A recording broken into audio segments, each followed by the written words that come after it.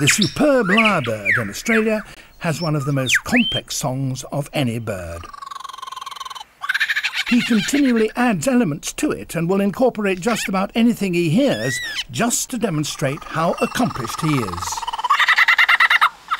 A kookaburra. A car alarm. Even a logger's chainsaw. So why should a simple territorial cheep be elaborated into something as complex as this? There's a visual parallel to be found in a bird's feathers that explains that.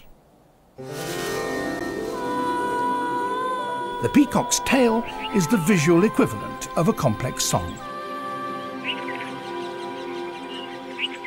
And it evolved to delight the eye of the peahen.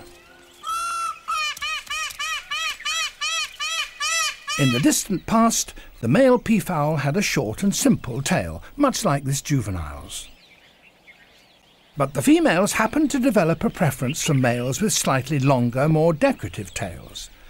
Their male offspring inherited those longer tails, and their female offspring inherited a stronger liking for them. They were choosing their mates, in fact, for aesthetic rather than practical reasons. Over generations, the results snowball, and now peacocks have some of the biggest and most beautiful tails on the planet.